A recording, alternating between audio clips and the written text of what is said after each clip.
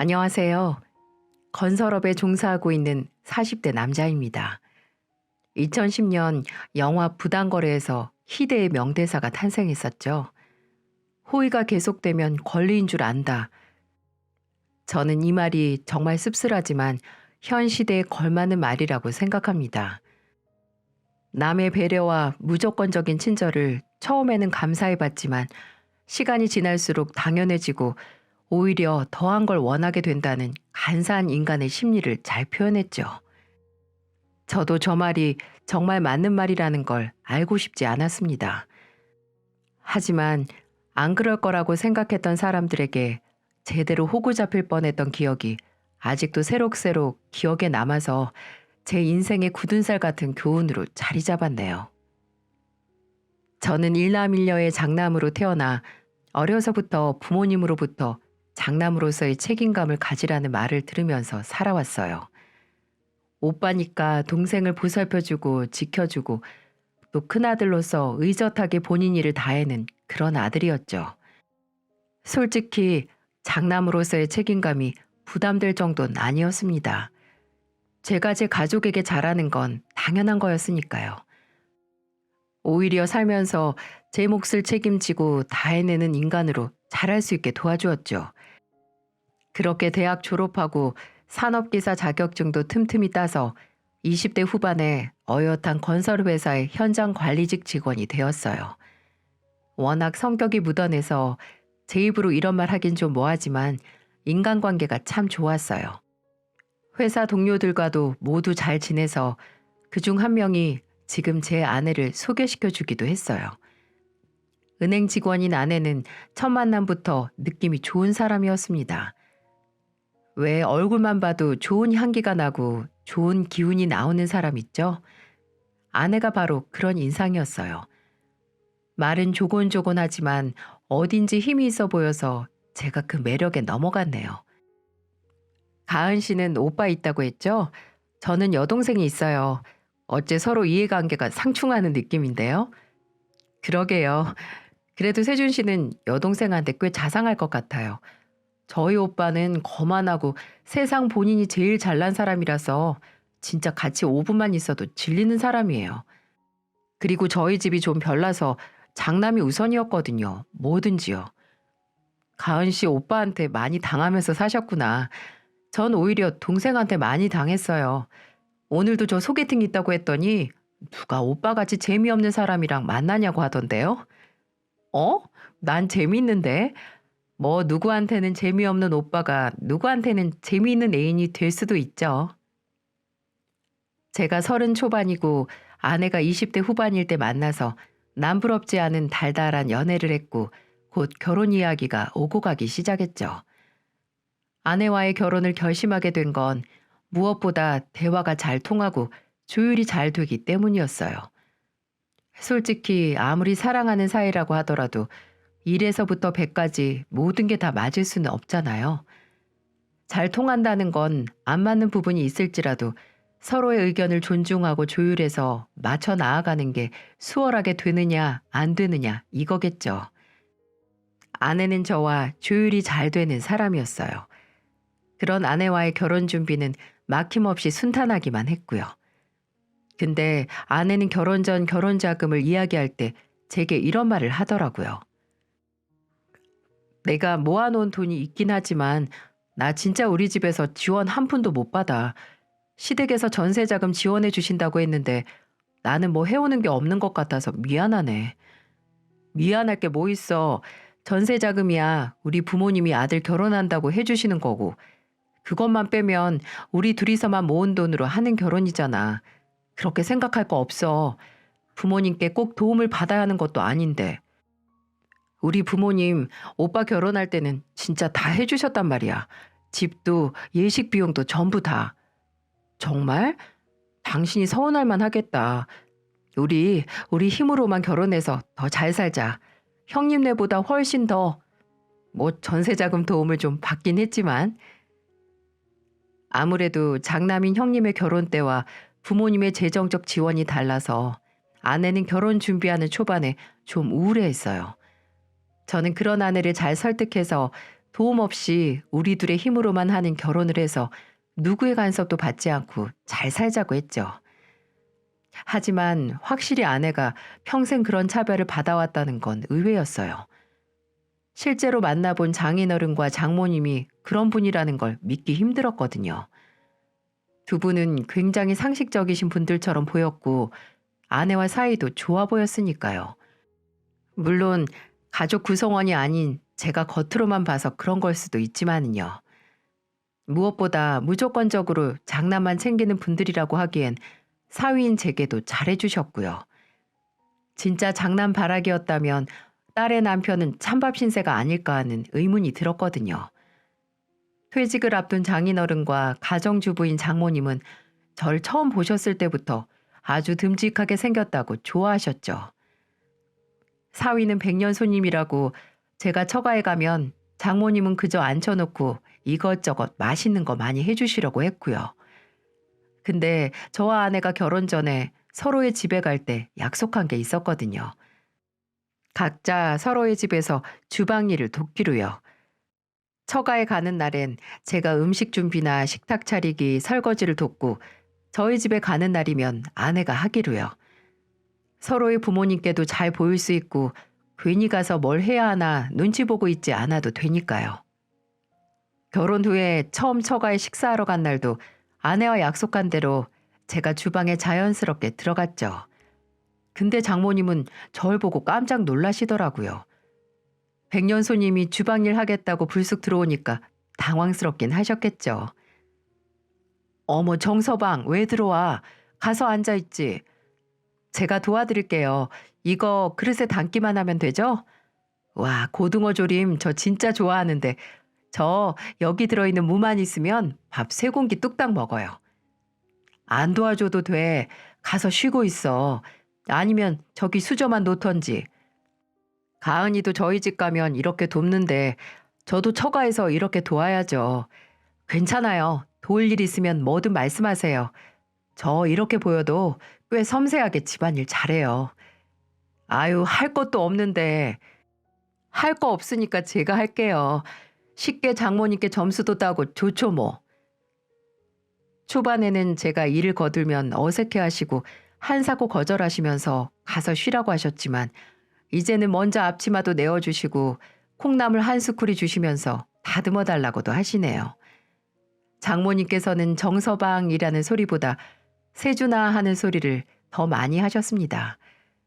정말 아들처럼 저를 옆에 앉혀두고 주방에서 이것저것 알려주시기도 했습니다. 제가 생선을 좋아하는데 장모님 친한 친구분 중에 수산물 시장에서 일하는 분이 계셔서 매번 계절별로 맛있는 생선 보내주시기도 하셨죠. 몇 번 아내 모르게 장모님께 용돈도 드리고 했는데 그게 너무 고마우셨는지 제가 일하는 건설 현장으로 도시락을 싸다 주시기도 하셨어요. 정서방, 장모님, 여긴 어떻게 오셨어요? 누가 저 찾아왔다고 해서 깜짝 놀랐어요. 정서방 밥 챙겨주려고 왔지. 이제 점심시간 아니야? 맞긴 한데 도시락을 싸오신 거예요? 안 그러셔도 되는데. 용돈 주는 사위한테 이 정도는 해줘야지. 다른 사람들도 불러. 정서방, 내가 많이 싸왔으니까. 용돈 몇 번으로 사위 직장에 도시락까지 싸다 주시다니. 역시 사위 사랑은 장모라는 말이 실감 나더라고요. 아내는 본인은 학교 다닐 때도 안 싸준 도시락 사위한테 싸준다며 질투까지 했죠. 분명 장모님과 아내가 함께 있을 때는 사이가 좋고 별 문제가 없어 보였는데 결혼하고 처음 맞이하는 명절에 아내가 늘상 말해온 장모님의 문제를 확인할 수 있었습니다.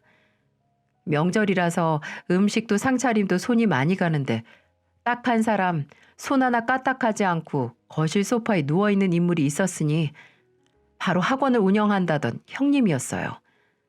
학원이 꽤 잘 돼서 지점을 3개나 운영하고 있다고 하던데 그 학원 문 여는데 장인어른과 장모님 돈이 꽤 들어갔다고 아내는 말했죠.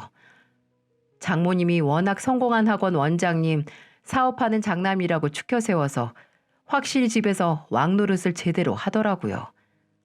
장인어른도 식사 전에 상 펴서 닦고 계시는데 그저 TV만 멍하니 보고 있더군요. 아내가 왜 본인 오빠에게 학을 떼는지 직접 확인하니까 단번에 이해할 수 있었죠. 그런 형님의 태도보다 더 놀라운 건 바로 그런 형님을 대하는 장모님의 태도였어요. 너, 네 오빠 학원에 이번 달 수강생이 몇 명으로 느는 줄 아니? 다른 지역 학부모들이 새 지점 내달라고 한다고 하더라. 그치? 이러다가 학원 4개 운영하느라 우리 장남이 더 바빠지겠어. 저번에 말했잖아요. 엄마는 만날 때마다 똑같은 소리해. 내가 좀 좋으면 그러겠니? 우리 집에 이렇게 성공한 사람 나온 게 좋아서 그런다. 좋아서. 얘 원철아. 말 나온 김에 네 학원 4, 5점도 생각해봐라. 다닐 애들이야 문 열면 줄 서겠지. 아유, 아직 더 늘릴 정도는 아니에요. 어느 지역에 낼지부터 생각해야죠. 가은이 사는 지역은 어떠니? 가은아, 너 빨리 애 낳아. 애 낳아서 네 애도 오빠 학원에 보내고 그 친구들도 좀 데려다가 같이 다니게 하면 좋지. 안 그러니? 오빠 학원에 도움되게 애를 낳으라고요? 엄마, 그게 말이 돼? 아유, 가은이 사는 데는 안 돼. 근처에 중고등학교 수준도 별로야. 학교열이 높은 동네도 아니고요. 어머, 그런가? 가은아, 너 애 낳으면 이사해라. 오빠한테 좀 물어서 근처 교육열 좀 센 곳으로 옮겨. 엄마, 내가 알아서 해요. 얘가 까칠해서는 정서방, 얜 이렇게 뭘 몰라. 자네가 알아서 나중에 애 낳으면 좋은 동네로 옮길 생각 한번 해봐. 장모님에게 아내는 그저 형님을 돋보이게 하는 들러리고 장모님이 마음 놓고 형님 자랑을 할 수 있는 상대였어요. 밥 먹는 내내 아내의 얼굴은 점점 어두워졌죠. 재정적인 지원뿐만 아니라 감정적으로도 장모님은 아내보다 형님에게 더 많은 지지를 하시더라고요. 왜 아내가 집안의 차별에 대해 말하면서 씁쓸하고 외로운 표정을 했는지 다 이해가 가서 저도 씁쓸해지더라고요. 나중에 아내는 이미 본인 어머니가 어떤 사람인 줄 알고 평생 이렇게 살아와서 아무렇지 않다고 애써 웃으면서 말했지만 저는 그런 아내에게 큰 정신적인 울타리가 되어주고 싶었어요. 저와 살면서 어린 날부터 쭉 받아온 차별을 잊게끔 해주고 싶었거든요. 시간이 흘러 결혼하고 1년 후에 태어난 예쁜 딸이 어느덧 5살이 되었습니다. 퇴근하고 딸과 하는 시간이 제 삶의 낙이었죠. 집에 들어가면 뒤똥뒤똥 뛰어오는 딸을 들어 품에 안으면 하루의 피로가 싹 가시는 행복한 일상이었어요. 그렇게 잔잔한 평화가 계속될 거라는 순진한 착각 속에서 헤엄치고 있을 때 그 잔잔한 호수에 과일덩이가 떨어지는 사건이 생기고 말았어요. 아내 근심 걱정이 가득한 얼굴이 그 사건의 신호탄이었죠. 평소 같았으면 퇴근하고 맥주 한잔 하면서 저와 도란도란 이야기를 나눴을 사람이 몇 달 전부터 피곤하다고 하면서 혼자 방에 틀어박혀 있더라고요. 몸이 좀 안 좋은가 해서 물어보면 그저 머리만 아프다고 편두통 약을 입에 달고 살았고요. 그리고 결정적으로 장모님이 제게 연락을 해서 돈을 빌려달라고 하시더군요. 며칠간 갑자기 연락을 자주 하시더니 매번 잘 지내냐, 일은 힘들지 않냐 묻기만 하셨는데 본론은 그게 아니었던 거죠. 정서방, 날쌔 일하는 중에 전화한 건 아닌가 모르겠네. 네, 일하고 있긴 한데 통화는 가능해요. 어쩐 일이세요? 아, 내가 이런 말 정서방한테 꺼내는 게 너무 미안하고 염치가 없기는 한데 혹시 용돈 만들어 둔 거 좀 있나? 내가 좀 급해서. 네? 갑자기 그게 무슨 장모님 무슨 일 있으세요? 아니, 그냥 나 믿고 아무것도 묻지 말고 일단 빌려주면 안 될까? 내가 정말 급해서 그래. 장모님, 무슨 일인지 말씀을 해주셔야죠. 무슨 일이신데요, 대체? 아니야, 내가 실수했네. 미안해, 정서방. 내가 너무 급해서 그랬어. 오늘 이거 통화한 거 잊어주게나. 어? 우리 가은이한테도 절대 말하지 말고. 내가 부탁함세. 장모님, 여보세요? 장모님. 대체 이게 무슨 일인지 갑자기 연락을 하셔서 돈을 빌려달라고 하시다니 불안해졌죠. 그때쯤 처가와 자주 연락을 못하긴 했거든요. 그 사이에 무슨 큰일이 난 게 아닌가 했습니다. 아내 그 극심한 우울과 두통과도 연관되어 있겠더라고요. 장모님의 전화와 하루에 편두통약을 5알씩 삼키는 아내를 보면서 더 이상 모른 척 할 수 없어서 하루는 날 잡아서 물어봤어요. 제 끈질긴 추궁 끝에 아내는 충격적인 이야기를 털어놓고야 말더군요. 오빠가 학원이 망했나 봐. 뭐? 형님 학원이? 어떻게? 잠깐만. 그래서 장모님이 우리 엄마? 우리 엄마가 뭐? 그게 며칠 전에 연락 오셨는데 돈 이야기를 꺼내시더라고. 급하다고. 정말 미치겠네. 당신한테는 연락하지 말라고 내가 신신당부했는데 그게 오빠가 학원 늘린 후에 좀 안 좋아졌나 봐. 무리해서 늘린 건지 재정난 때문에 몇 달 학원 선생님들 월급도 못 줬나 봐. 그것 때문에 그 선생님들한테 집단으로 소송까지 걸리고 엄마가 몇 달 내내 나한테 전화해서 어떻게든 해보라고 하는데 내가 뭘 어떻게 해. 그 마지막 지점에 장인어른 퇴직금도 들어가지 않았어? 그러니까 문제지.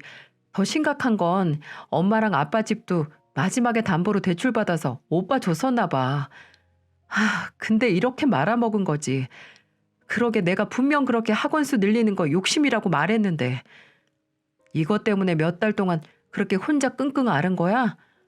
엄마는 나한테 돈 달라고 하지 내가 그 큰 돈을 어떻게 혼자 만들고 당신한테 말도 없이 친정해줘. 당신한테 어떻게 말 꺼내야 하나 싶어서 나도 미치겠어.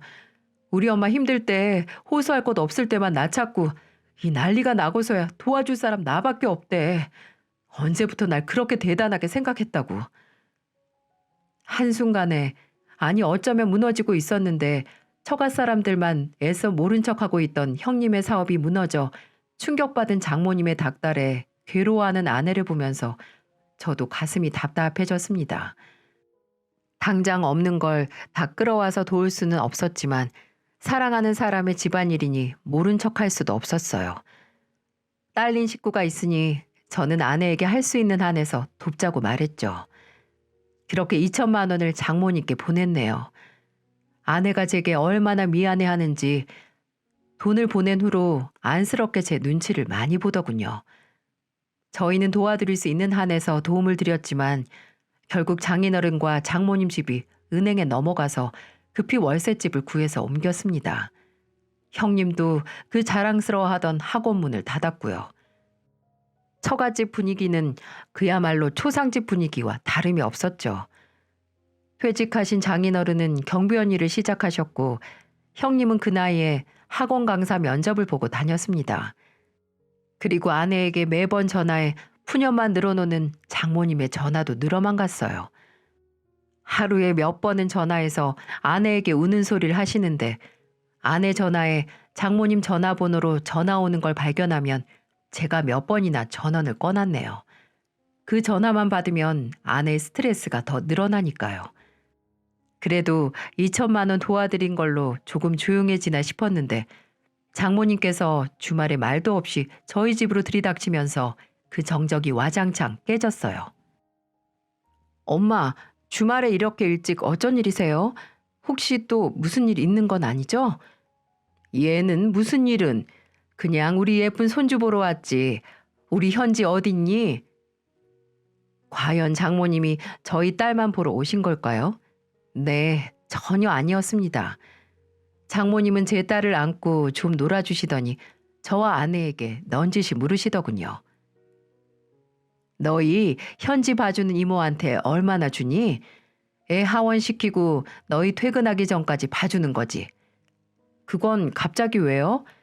그거 나한테 맡겨. 할머니가 이렇게 건강한데 뭐하러 남한테 우리 손주를 맡겨. 뭘 믿고. 요새 시터인지 뭔지 애들 학대할 수도 있다고 하는데 불안하지 않니? 무슨 소리예요, 엄마. 우리 현지 봐주는 이모님은 그런 분 아니에요. 다 알아보고 믿을 만한 사람 고용한 거라고요. 믿을만 해봤자 그게 가족한테 맡기는 거랑 같아? 그냥 편하게 나한테 맡겨. 월급은 그 이모님하고 비슷하게 한 달에 한 200 정도면 되겠네. 장모님, 저희 이모님한테 그렇게까지 안 드려요. 시급이고 애 어린이집 하원하고 나서부터 봐주시는 거라서요. 정서방, 내가 그 사람이랑 같은가? 그냥 부모님 용돈이랑 수급이랑 같이 준다고 생각하면 되지. 엄마, 그만해요. 우리 지금 그 돈 엄마한테 드리면서 생활 못해. 그럼 지금 네 아빠 경비원 월급으로 생활을 어떻게 해? 내가 뭐라도 해서 벌어야 할 거 아니니? 근데 그 돈이 왜 우리 주머니에서 나가는 거냐고요? 얘 말하는 것 좀 봐라. 너 지금 우리 집 상황 어떤 줄 몰라? 아는 애가 엄마한테 그 돈도 못 줘? 정서방, 정서방이 어디 한번 말해봐. 정서방도 나한테 그 돈 주는 게 그렇게 아까운 거야? 장모님, 지금 저희가 장모님한테 다달이 생활비를 안 드리는 게 아니잖아요. 2천만 원 드린 후에도 매달 30만 원씩 보내드리고 있는데 더 이상 저희한테 애 봐주는 걸 빌미로 해서 더 바라시는 건 너무하시죠? 저희가 돈이 있는데 안 드리는 게 아니라 당장 저희도 생활이 있고 키울 애가 있어서 그러는 거 아니겠습니까? 어처구니 없는 장모님의 요구에 최대한 침착하게 설명을 해도 장모님은 이해할 눈치가 아니었어요.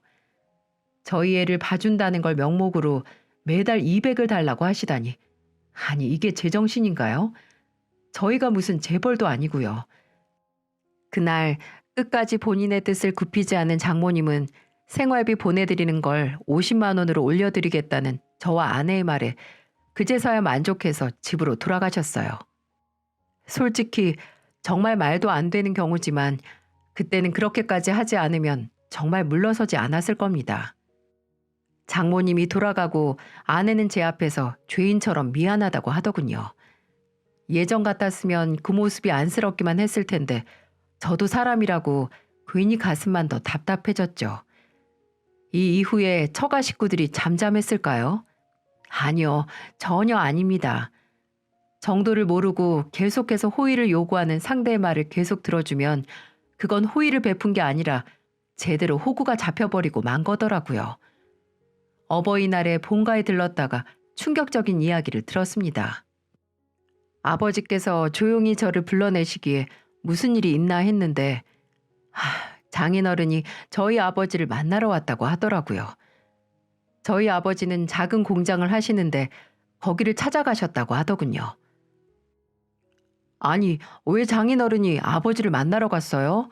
무슨 말 들으셨는데요? 아니, 갑자기 오더니 공장은 잘 되냐, 사람은 얼마나 쓰냐, 별 시덥지도 않는 것만 묻더니 여유 있으면 가은이 오빠 학원에 투자하라고 하더라. 이게 당최 무슨 소리냐? 네 형님 학원에 일이라도 생긴 게야? 이건 또 무슨 소리냐고요. 장인어른이 저희 아버지를 찾아가 다 망한 형님 학원에 투자를 하라고 하다니. 사람이 너무 어처구니가 없으면 극심한 두통과 함께 그저 헛웃음만 나오더라고요. 일단 아버지에게는 별일 아니니까 그냥 무시하시고 앞으로 연락도 다 모른 척 하시라고 말씀드렸네요. 그리고 아내에게 이 일을 전하니 아내는 눈이 시뻘개져서 당장 처가로 달려가려고 했습니다. 그래도 어버이날이니 예의상 처가에도 케이크를 사들고 갔네요. 장인어른과 장모님은 때마침 먼저 도착해 있는 형님과 함께 저희를 맞이해 주시더군요. 아빠, 미쳤어요? 어떻게 딸 시아버지한테 가서 손을 벌려, 손을. 이게 손 벌린 거냐? 엄연히 투자 정보를 준 거지. 말이 되는 소리를 해요. 그리고 오빠 학원 말아먹은 지가 언젠데 또 학원을 연다고 해. 네 오빠도 다시 뭘 시작해야 할 거 아니야. 그래요. 엄마 말대로 다시 시작하는 거 다 좋은데 망한 지 얼마 되지도 않은 사람이 당장 주인장 하려고 들지 말고 천천히 돈부터 모아야죠. 어떻게 사돈 되는 사람한테 가서 투자랍시고 가서 돈 달라고 하냐고요. 엄마랑 아빠 정말 나 미쳐서 죽는 꼴 보고 싶어요? 야, 너 왜 이렇게 열을 내냐? 소리 안 죽여? 그리고 그렇게 해서 돈을 언제 모으냐? 이번엔 달라. 종합학원도 아니고 나 아는 녀석이랑 같이. 그럼 그 사람한테 돈 끌어오라고 해. 어떻게 우리한테 돈을 더 바랄 수가 있어? 이 사람 보기 창피하게 좀 만들지 마. 창피하기는 뭐가 창피해. 가족도 없는 일인데. 정서방, 큰 돈 바라는 거 아니야. 딱. 아니요, 장모님. 저희는 더 이상 드릴 돈 없어요. 터지고야 말았습니다. 더 이상 받아주면 정말 끝이었고 이대로 가다간 아내와의 감정도 상하게 될 것 같았거든요. 정서방, 해도 해도 너무 하시네요.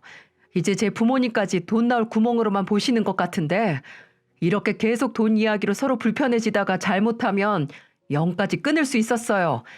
더 이상 돈 이야기가 나오면 아예 매달 드리던 생활비도 끊겠습니다. 저 정말 많이 참았어요. 여보, 정서방, 아니 갑자기 그게 무슨 소리야. 생활비는 왜 끊어?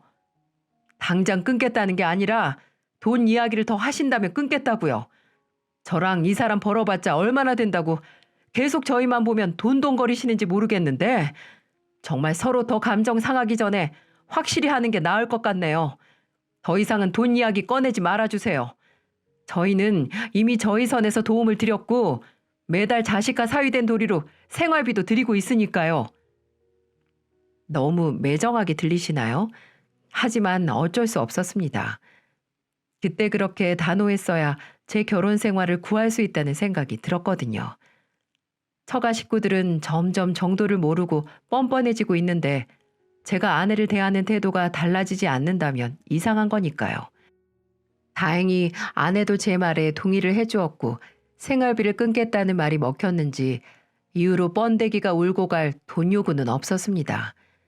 종종 아내가 어두운 안색으로 장모님과 통화하는 걸 발견하긴 했지만 그저 모른 척하고 넘어갔네요.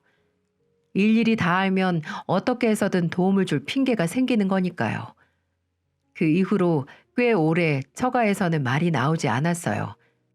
아니, 저희와 처가와의 교류가 눈에 띄게 줄어들었으니 당연한 거겠죠.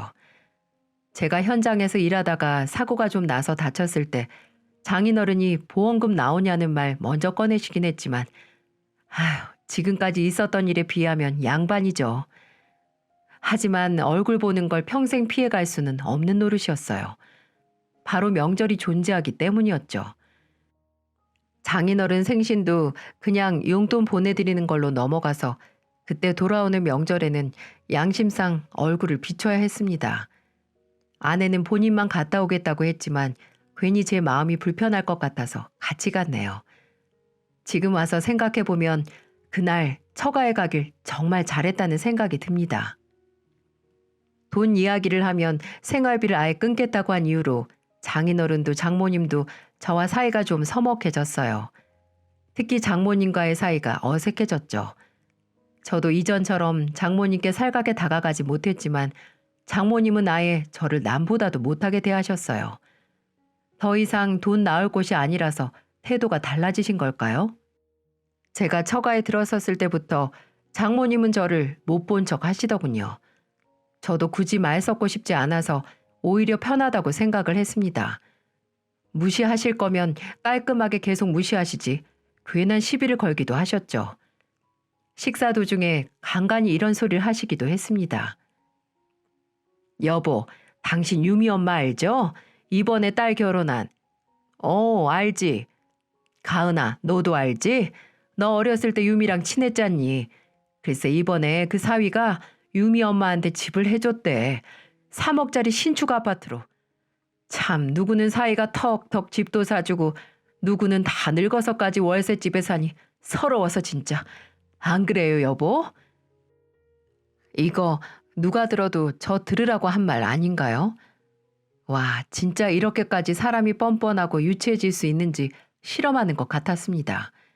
저도 듣고 있을 수만은 없어서 한 소리 하긴 했죠. 제 동창은 건물주 딸이랑 결혼해서 이번에 건물 하나 양도받았다고 하더라고요. 이렇게 사는 사람 있고 저렇게 사는 사람 있는 거죠. 매번 다른 사람하고 비교하면서 어떻게 살아요? 그렇죠? 맞아요, 엄마. 그렇게 일일이 따지면 억울해서 오래 못 살죠. 아내는 제 눈치 보면서 맞장구를 치더라고요. 제 말에 장모님 얼굴은 빨개져서 밥만 퍼드시는데 바른 말에 반박도 못 하시면서 왜 먼저 시비를 거시는지 모르겠어요. 그렇게 껄끄러운 식사를 다 끝내고 저는 설거지만 마치면 바로 집으로 갈 생각이었어요. 그래도 서로의 집에 가면 주방 일을 해주기로 아내와 오래전부터 한 약속이니 그건 지키려고 했어요. 근데 제가 설거지를 하려고 주방으로 들어가려고 하자 아내가 절 붙잡더라고요. 당신은 현지랑 거실에 가 있어. 내가 할게. 왜? 괜찮아. 그냥 내가 할게. 아니야. 나 지금 당신이 우리 집 설거지까지 하면 미안해서 죽을지도 몰라. 이번엔 내가 할 테니까 당신은 거실 가서 쉬어. 빨리 끝낼 테니까 빨리 집에 가자. 아내가 처가 문제로 제게 많이 미안해하긴 하더라고요. 호구 잡힐 뻔한 남편이 처갓집 그릇 닦고 있는 걸 보고 있을 수 없었나 봅니다. 저는 아내의 말에 알겠다고 하고 주방 의자에 앉았어요. 거실에서 저 혼자 장모님과 장인어른과 함께 있기엔 불편했으니까요. 그렇게 설거지하는 아내 뒷모습을 보고 있는데 어느새 주방으로 들어온 장모님이 저와 아내를 번갈아 쳐다보시는 겁니다. 아주 안이 꼬워서 죽겠다는 표정으로요. 그리고는 내뱉은 말이 뭔지 아시나요? 아주 이천으로 유세를 부리네, 유세를. 그거 줬다고 이제 늘 하던 처갓집 설거지도 안 하는 거지? 이게 무슨 소리인지 이해가 가시나요?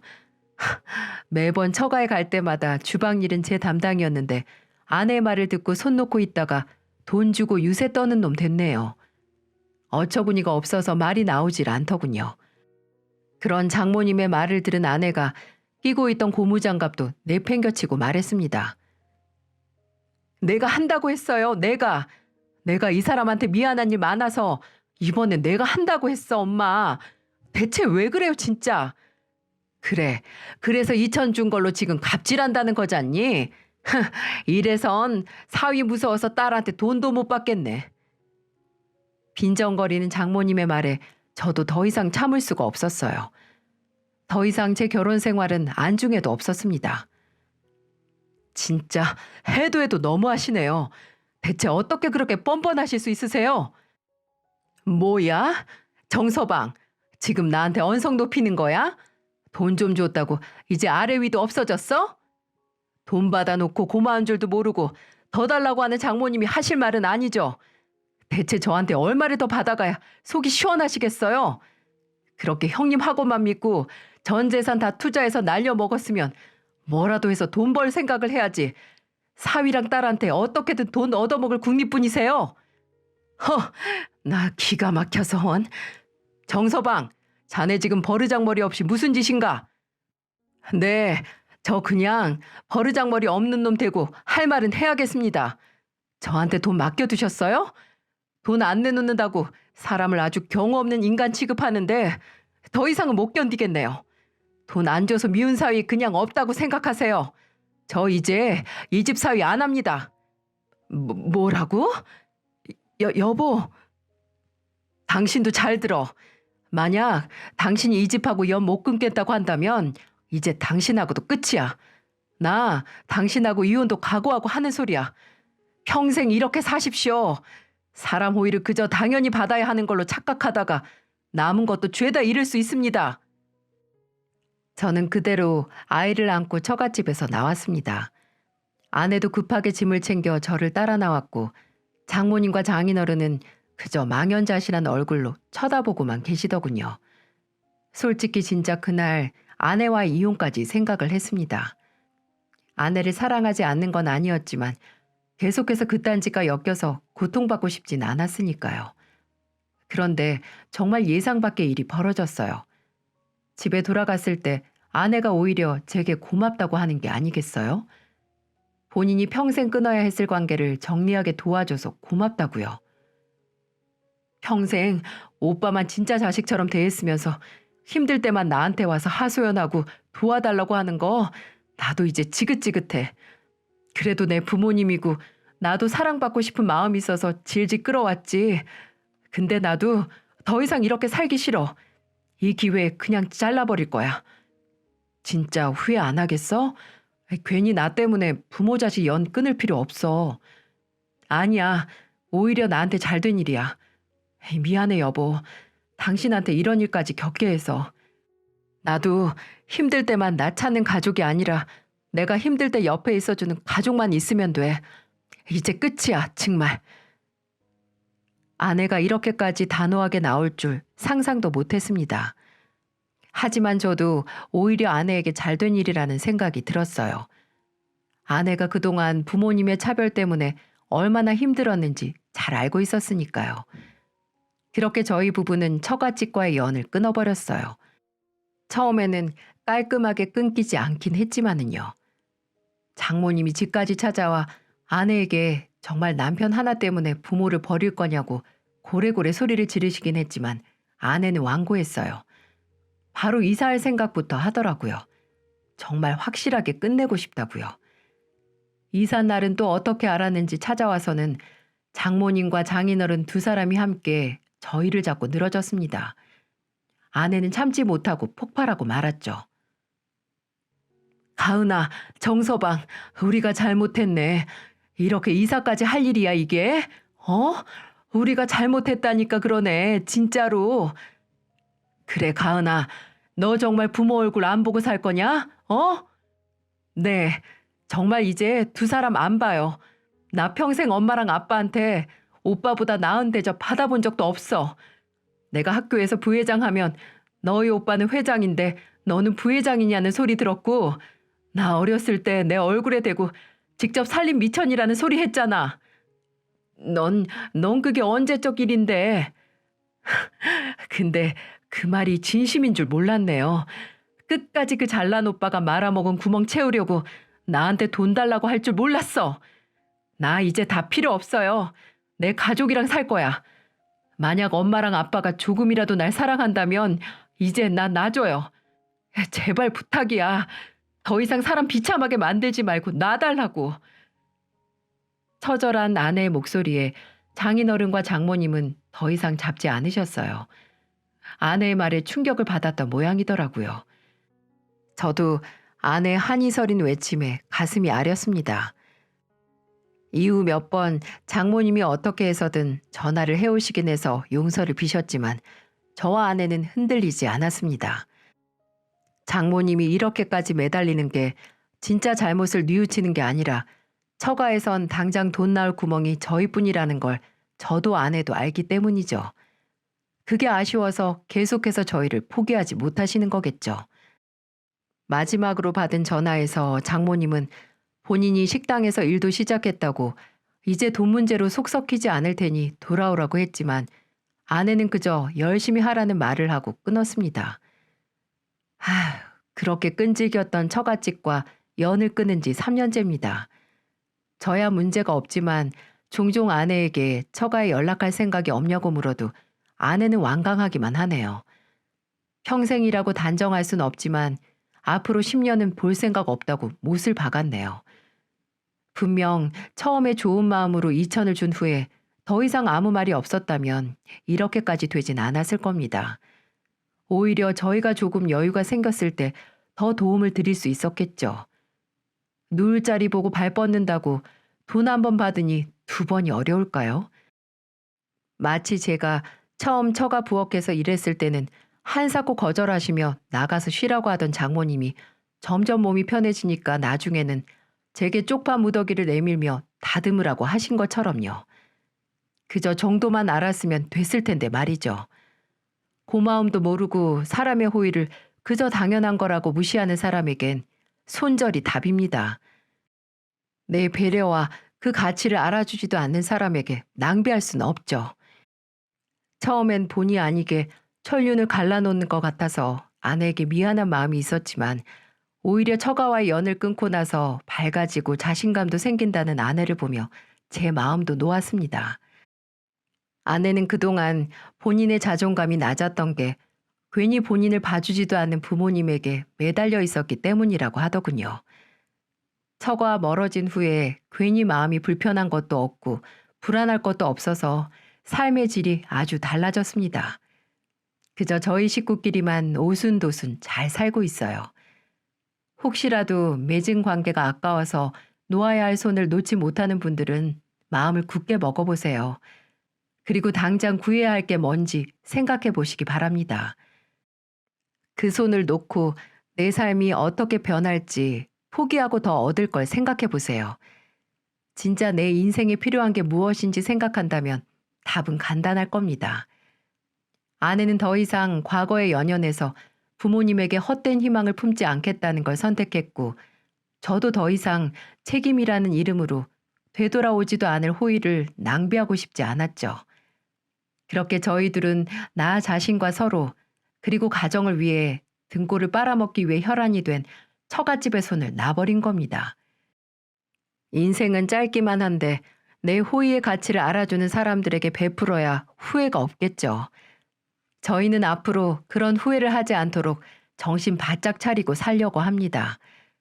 저와 아내의 기나긴 이야기를 들어주셔서 정말 감사합니다. 앞으로 여러분의 인생에 호의의 가치를 알아주는 사람만 만나기를 바라겠습니다.